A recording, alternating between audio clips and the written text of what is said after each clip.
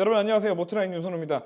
얼마 전에 벤츠 관련 뉴스가 큰 게 하나 나왔습니다. 보셨습니까? 앞으로 나올 전기차에 EQ 이름을 더 이상 사용하지 않겠다. EQ로 시작하는 자동차는 더 이상 없다. 라는 얘기가 나왔는데 이게 시장에 좀 와전이 많이 돼서 뭐 EQ가 뭐 망했다. 뭐 EQ가 사업을 접었다. 뭐 벤츠 전기차 뭐 날아갔니? 뭐 벤츠가 뭐 실패를 인정했다며 뭐 이런 좀 오만 무식한 얘기들이 굉장히 지금 많아서 이런 얘기들을 좀 바로 잡아 드릴 겸, 그리고 사실 지금 이 벤츠가 더 이상 자동차 이름 앞에 EQ를 사용하지 않겠다라는 거는 시장에 굉장히 좀 큰 시그널과도 같은 소식이거든요. 그리고 여러분들 다들 전기차를 타시지 않는 분들도 전기차에 관심들은 다들 많으시잖아요. 그렇기 때문에 자동차 시장에 조금이라도 관심이 있다, 나 앞으로 전기차 언제 바꿔야 되지? 라는 생각을 조금이라도 하시는 분들이라면 오늘 이 소식을 잘 기억해 놓으시면 분명히 나중에 도움이 되실 겁니다. 자, 벤츠가 앞으로 자기들이 만드는 전기차 이름 앞에 EQ를 더 이상 붙이지 않는다. EQS, EQC, EQE 앞으로 이런 네이밍을 사용하지 않겠다라고 얘기하는 건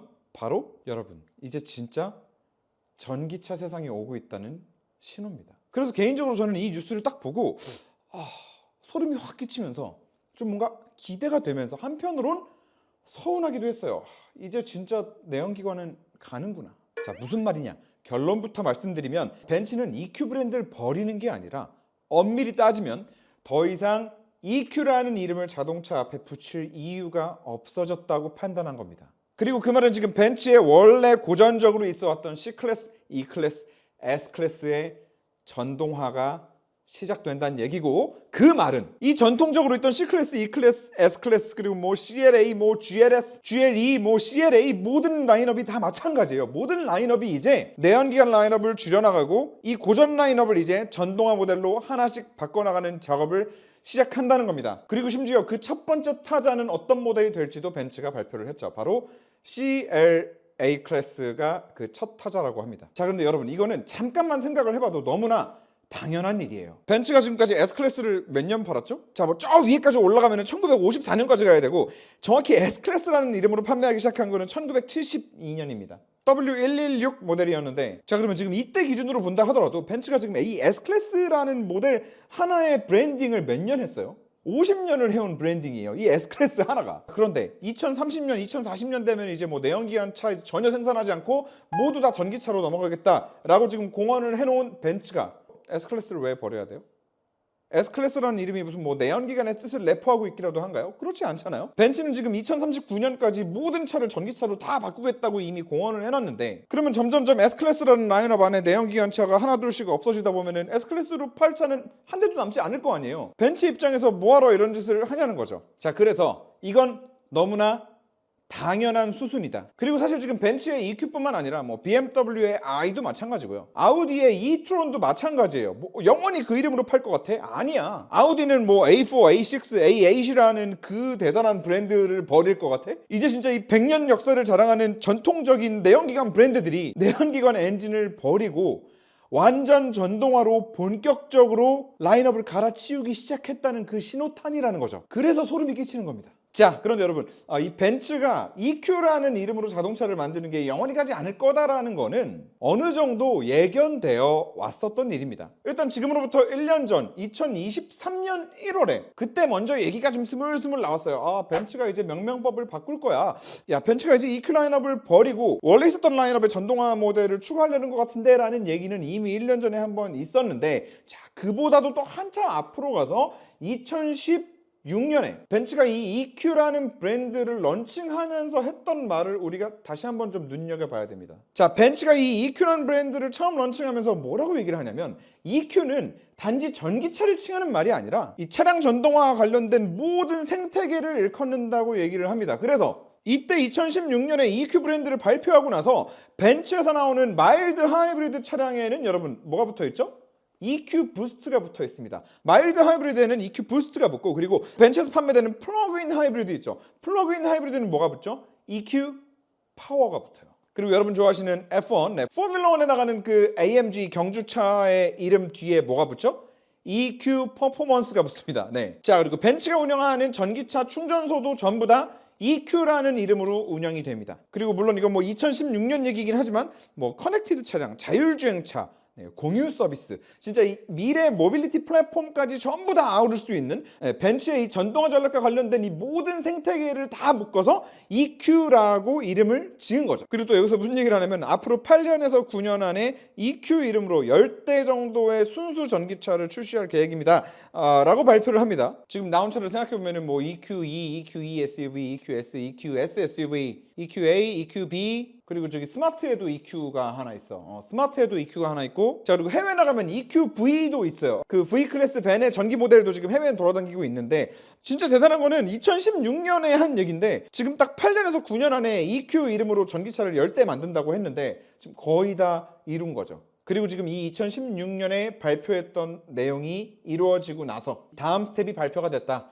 라고 여러분들이 생각을 해주시면 됩니다. 자, 그런데 다음 스텝이 발표가 됐다는 것 자체가 지금 여기까지 성공적으로 계획대로 왔다는 얘기고, 그 계획대로 왔다는 얘기는 뭐냐? 얘네가 생각했던 대로 딱 그만큼 전기차 시장이 잘 커져 왔다는 얘기고, 거기에 더 나아가서는 자기들의 판매량도 자기들의 목표치에 부합하게 잘 올라왔다는 얘기겠죠. 그리고 실제로 지금 벤츠의 전기차 판매량이 자기들이 계획한 대로 가고 있다는 거는 본인들이 발표했던 자료를 바탕으로도 우리가 알 수가 있어요. 앰비션 2039라고 해서 이 메르세데스 그룹 전체가 어떻게 탄소 중립으로 갈 것인가에 대한 이 굉장히 큰 프로젝트가 있어요. 계획대로 잘 가고 있는 거죠. 그리고 계획대로 잘 가다가 2016년에 발표했던 그 원대한 1차적인 계획, EQ 브랜드를 세상에 알리고 지금 이제 다음 스텝으로 간다는 얘긴데, 한 가지 여러분들이 이상하게 생각하실 수 있는 부분이 있습니다. 야, 다 알겠는데 아무리 그렇다 하더라도 EQ라는 라인업까지 만들어 놓고 그 전용 플랫폼으로 전기차 라인업을 전체를 다 만들어 놓고 그렇게 한 모델씩만 만들어 놓고 그냥 단종시킨다는 게 말이 돼? 라고 생각을 하실 수 있지만, 여러분 역설적으로 생각을 해보자고요. 벤츠가 EQS라는 전기차 만들지 않았더라면, 그냥 지금 판매하고 있는 그 S클래스의 전동화 모델을 만들어 가지고 판매했더라면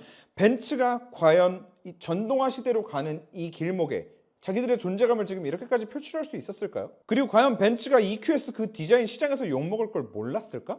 알았을 거야. 그런데 분명히 이렇게 욕먹을 걸 알면서도 디자인을 그렇게 만든 데는 저는 이유가 있다고 봅니다. 자, 솔직히 저는 진짜 그 EQS의 그 디자인이 이 전기차 시대를 앞당기는데 큰 일조를 하지 않았나 라는 그런 생각을 합니다. 무슨 말이냐면, 자 여러분, 벤츠가 작년에 국내에서만 EQS를 몇 대 팔았는지 아십니까? 2200대 팔았습니다. 2200대. 그 맨날 못생겼다고 욕하고 뭐 맨날 할인한다고 무슨 막 뭐 어쩌고저쩌고 다 망했다 그러고 막 무슨 뭐 기술력이 없다 그러고 맨날 그러잖아.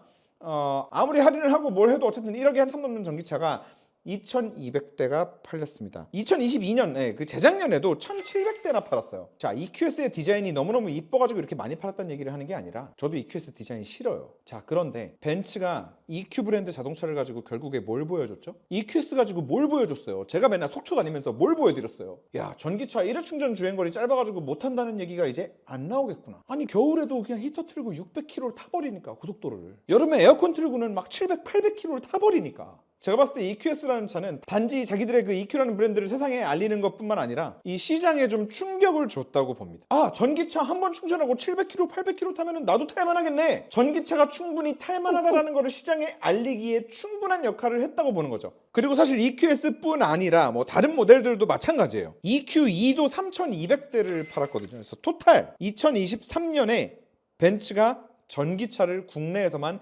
9200대를 팔았는데 테슬라가 여러분 15800대를 팔았거든요. 근데 지금 벤츠는 대부분 1억 넘는 차를 가져다가 지금 이만큼 팔아제낀 거고, 테슬라는 15000대 중에 모델 Y가 13000대예요. 판매 금액으로만 따지면 벤츠가 탑이야 지금. 이런 상황에 EQ가 망해가지고 EQ 브랜드를 접는다고? 무슨 말도 안 되는 소리야. 자, 벤츠의 EQS, EQE, EQ라는 이름이 들어간 모든 차들은 이제 더 이상 신형 모델이 나오지 않을 겁니다. 어떻게 생각하면 그 차를 타시는 분들은 앞으로 영원히 신형을 타고 다니시는 겁니다. 축하드립니다. 맞잖아. EQS는 이제 다음 모델이 안 나온대. 그럼 지금 타는 EQS는 영원히 신형인 거지.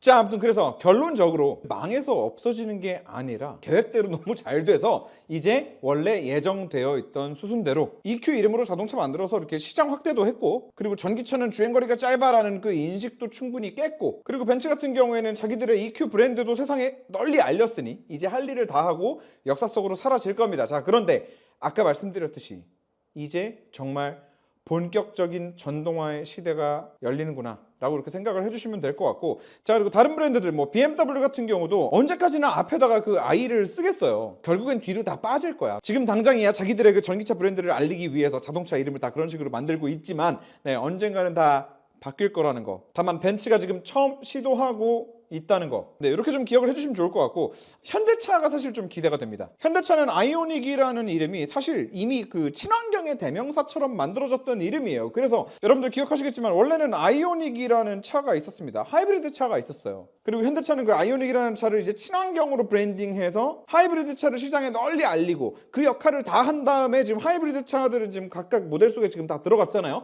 그러고 나서 아이오닉 브랜드를 가지고 이번에는 또 전기차를 만들어서 아이오닉 5, 6, 7 이런 식으로 지금 또 가고 있는데, 현대차 같은 경우도 언젠가 이제 모든 라인업이 전부 다 전동화되어야 되는 그 시점이 올 거잖아요. 그러면 그때 됐을 때 과연 현대차가 산타페라는 이름을 버리고 뭐 아이오닉 뭐 8이나 9 같은 걸로 가가지고 이제 뭐 통합을 시킬지, 아니면 아이오닉 라인업이 정리가 된 다음에 기존에 고전적으로 만들어오던 내연기관 자동차의 이름 뒤에 뭐 아이오닉이 붙을지, 뭐 이거는 현대차는 또 현대차대로 나름대로의 생각이 있겠죠. 그리고 끝내기 전에 요 뉴스 기사를 한 줄 좀 읽어드리면, 기사 마지막 줄에다가 이렇게 써놨어. 메르세데스 EQ 브랜드의 실패가 아픈 손가락이 아닌 앞으로의 도약을 위한 발판이 될 수 있을지 귀추가 주목된다.